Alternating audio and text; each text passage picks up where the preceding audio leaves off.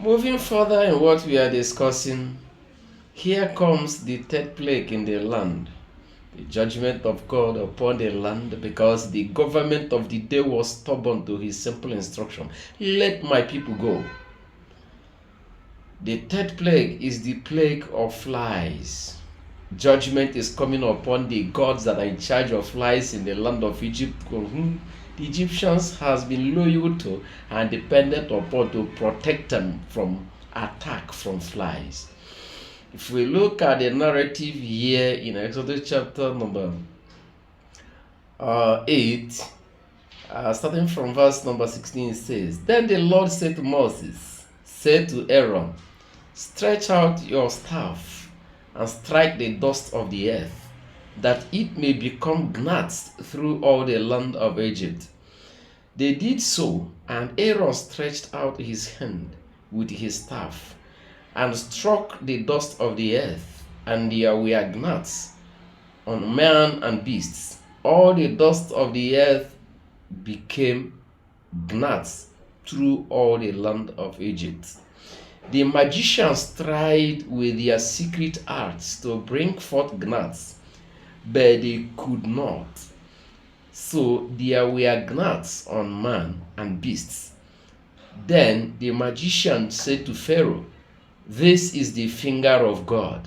But Pharaoh's heart was hardened, and he did not listen to them as the Lord has said. This is an interesting development of God of the Jews judging the gods of Egypt. If we look at this very narrative, gnats were mentioned. I made a little research and discovered that there is no specific insect known as gnats in English language. But description given to this particular type of fly is equivalent to mosquito. I came to believe that this must have been mosquito. Do you know why? In America, you hardly see mosquitoes. I mean American continent. When you go to UK, that is United Kingdom, if you go to Greece, even many other continents of the world, Asian continent, you hardly find mosquito. But in Africa, mosquito feel everywhere. And that was why Africa is being referred to as white man's grave. Because most of the early missionaries that brought gospel to Africa died in Africa and were buried in Africa, courtesy of mosquito bite. Not only the missionaries, but also the explorers, those who came to explore Africa and exploit Africa as well. Many of them died in their thousands, courtesy of mosquito bite. That is why, up until today, in the Western world, they fear mosquito more than they fear even God. They fear mosquito more than they fear Satan, because of the terrible impact of mosquito on those white men. But here in Africa, we enjoy the biting of mosquito. It can't do us anything. Right here in my house, mosquito bite me very well, but I don't fall sick.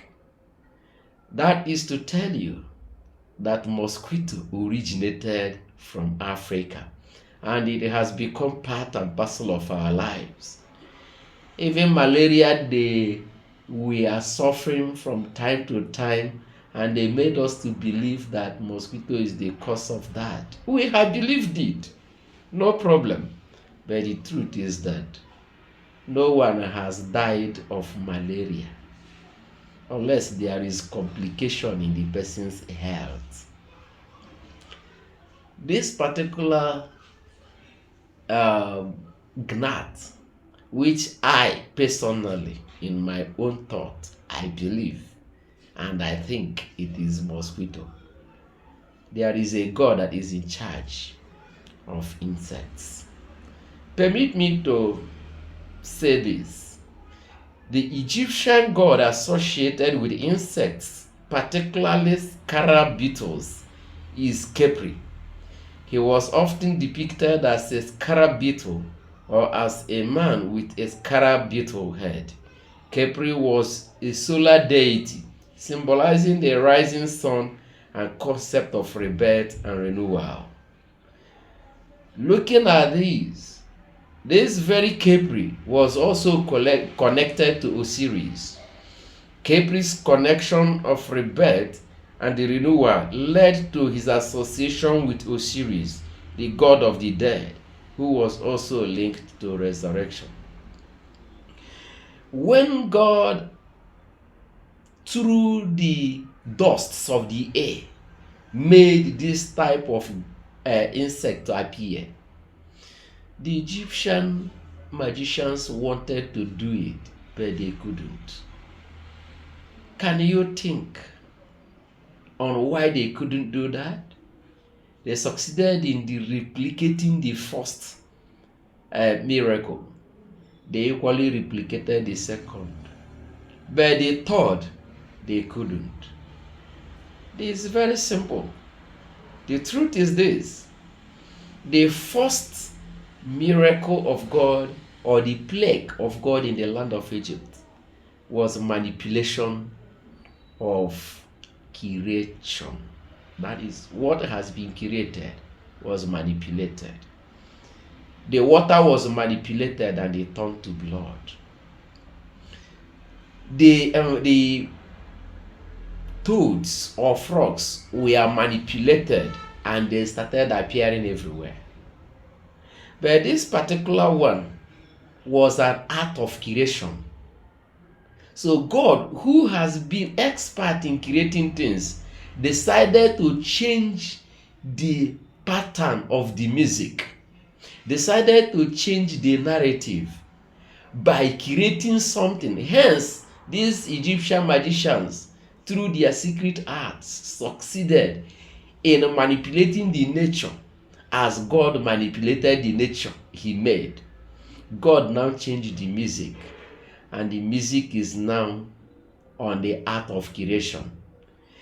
If this very Khepri of a truth is in charge of lies, let him create a fly that has not existed before in history. And that is exactly what happened here. It is an art of creation and not manipulation. Permit me to let you know that Satan and his cohort can manipulate, but they cannot create. That is why we don't need to be afraid of them. And Jesus said, do not be afraid of those who, he said, simply put, do not be afraid of those who cannot kill the body, but fear him who can kill the body and destroy the soul in hell.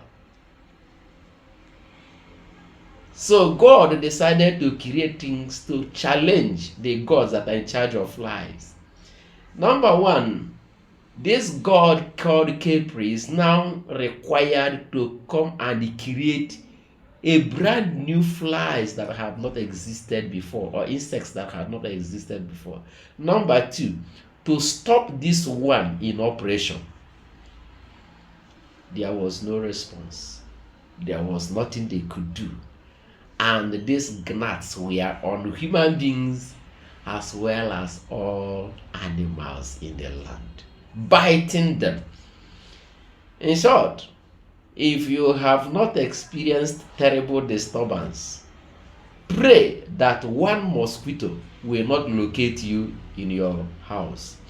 Because when you lie down to sleep and it comes with this tingling sound around your ear, the sleep will disappear from your eyes and you will be sleepless all through the night. Thank God for provision of mosquito net today.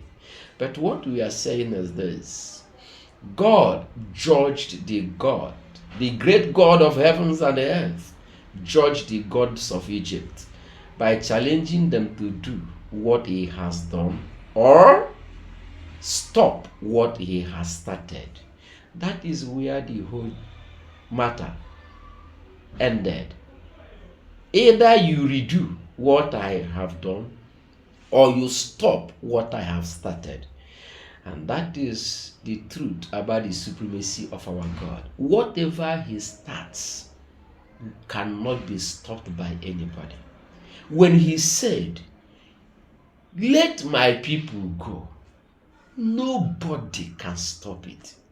Even the gods of the land cannot stop it.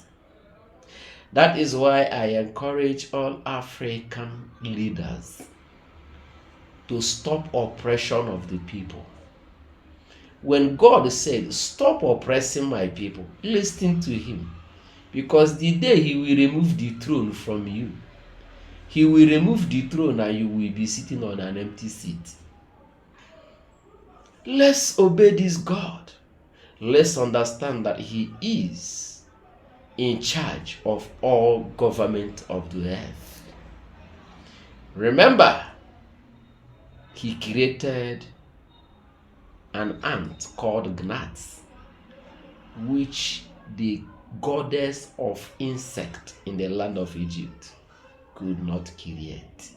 Neither could he stop the one God has created to stop disturbing the people.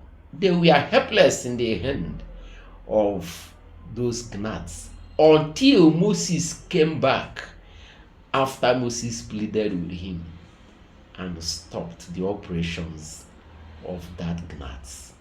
How I wish that today in Africa, the leaders of Africa will lift up their eyes to this great God who lives in heaven, to come and help them in managing the troubles in their land, to help them manage the problems they created.